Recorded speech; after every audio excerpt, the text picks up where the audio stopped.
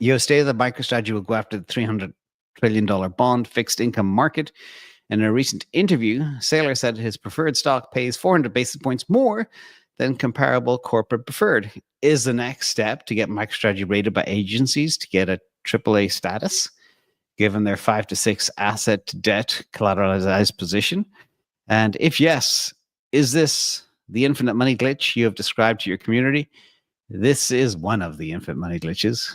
Yeah, it's the latest. And then MicroStrategy AAA rated, market over subscription for MicroStrategy preferred, buy Bitcoin with no common dilution, Bitcoin price increases, maintain, grow over collateralized position with increased Bitcoin assets, rinse, repeat.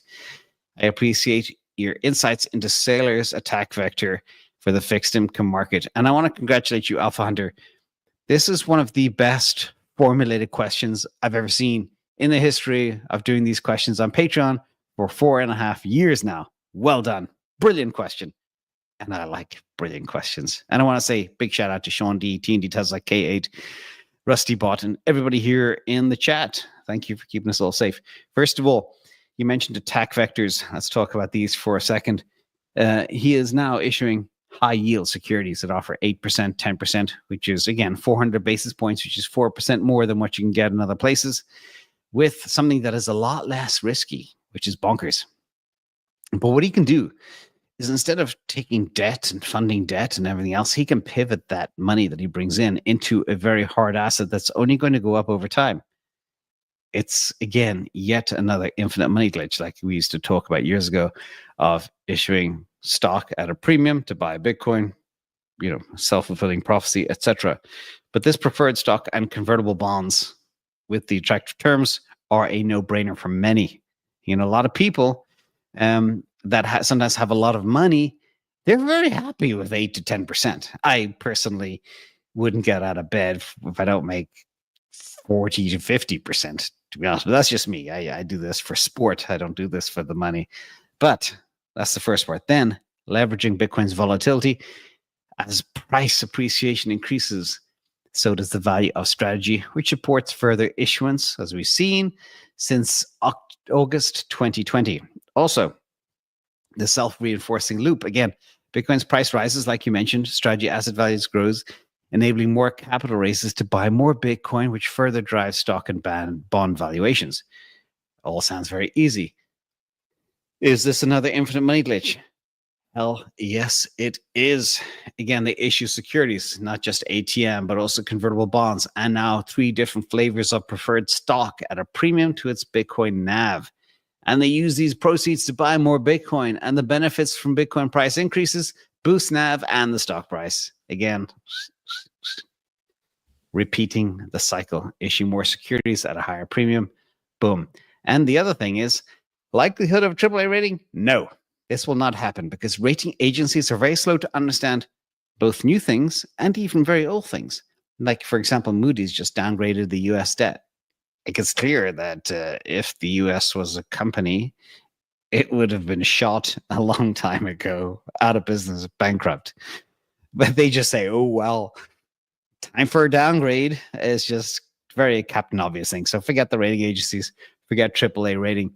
But if you are an insurance company and you need to generate alpha, and you're in a situation where you take in premium to pay your claims, and all of a sudden you see a big rise in claims, maybe from, I don't know, civil unrest, and a lot of damage is being done, and you need to grow that premium base you have faster to pay out more claims. One of the options is, of course, one of the Fidelity or the MicroStrategy tools, which is what many people do. Now, I'm spending a bit of time on this because it's very, very important for people to wrap their heads around. This is somebody that knows fixed income cold, ladies and gentlemen. His name is Mr. Jeffrey Gundlach, okay? He is the CEO and CIO of Double Line Capital. And he just issued a warning this week that carried a huge amount of weight. He basically said, America's debt burden and interest expense have become untenable, and that long-term treasury bonds are no longer risk-free. I'll repeat that. What was considered the most risk-free asset on the planet, long-term treasury bonds, are no longer risk-free. Okay? All right. So now we have a situation where we got this new player in town called Michael Saylor with his 8 to 10% treasuries against a hard asset that are only going to go up over time. Jeffrey Gundlach will probably tell you, yeah, these MicroStrategy preferred assets are less risk than long-term treasury bonds that pay maybe 4% when Saylor pays 2.5 times that. Okay. No brainer. But given his expertise and track record in this field, this warning should be taken very seriously as a signal to investors and policymakers to reassess the safety and value of the treasury bonds. Now, the other big question is, where does that $320 trillion go to find a home? Boom, enter Michael Saylor once again. And here we are. This is basically what's happening. You have Michael Saylor, and he's just tiptoed into the whole space. But every time he issues a new preferred, it's oversubscribed. And they're even trading at higher than issuance price right now. And we have 318 trillion in this bonds. Much of that could float over to Michael Saylor's world and get a much higher return. Again, these companies, like insurance companies and life insurance companies and banks, etc., they can't play with risky stuff, but they're very happy with a 4% return on investment in a year. Can you imagine how happy they are with 8 or 10% when the risk is actually less than a long-term treasury bond, when we know fiat is going to zero, when we know these things are backed by Bitcoin? That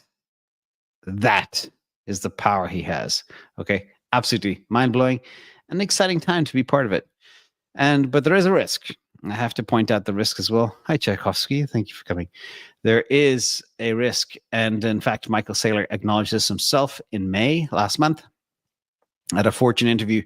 He said, if we had a prolonged 90% Bitcoin price drop, if Bitcoin went to 10 grand, that would erode Strategy's collateral, potentially forcing asset sales or equity issuance at unfavorable terms.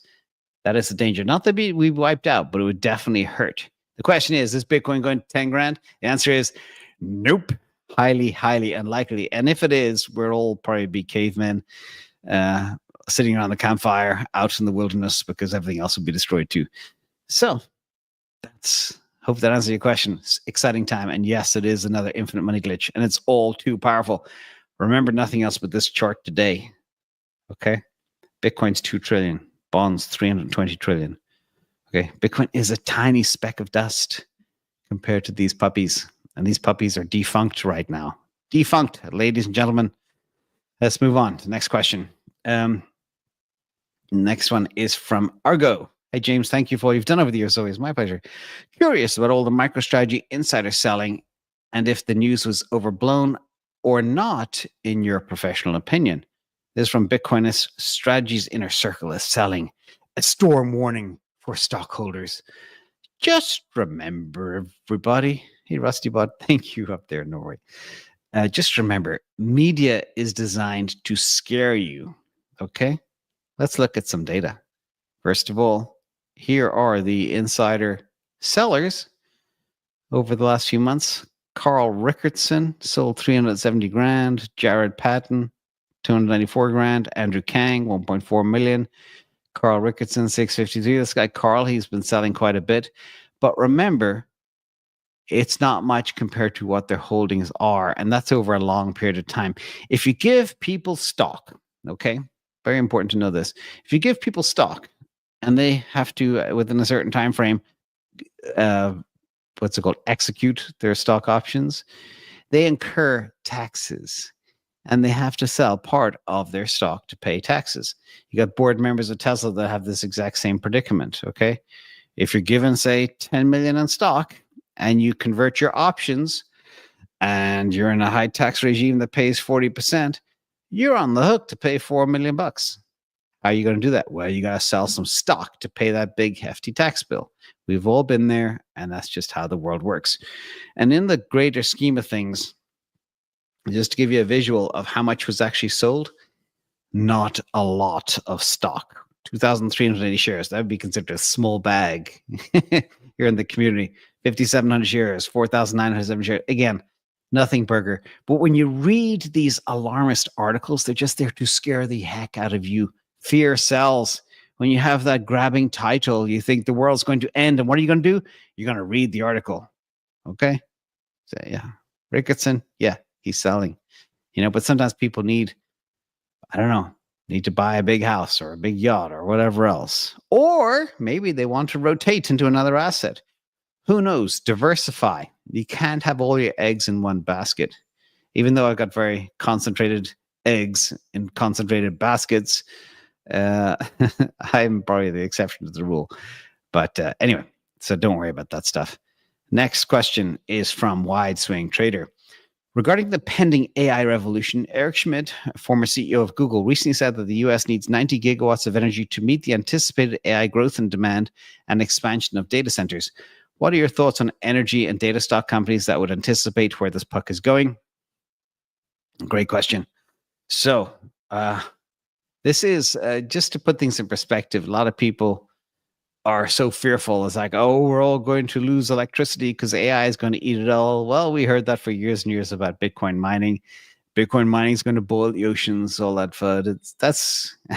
It's funny how that story that was around for 8 years of FUD spread by all the people that I've mentioned here on this channel. I won't drop any names. It's disappeared. What happened to all that fear, uncertainty, and doubt about Bitcoin boiling the oceans? It's gone. Because it'll boil the oceans a lot faster, if that was even possible, which is not, is AI. Okay. Now, additional required capacity is 90 gigawatts. The current US generation capacity is about 1,200 gigawatts. So they need to create another 7.5% of electricity.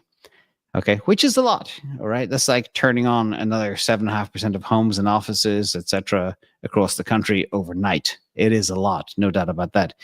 And the percentage of average annual generation capacity, again, a big chunk.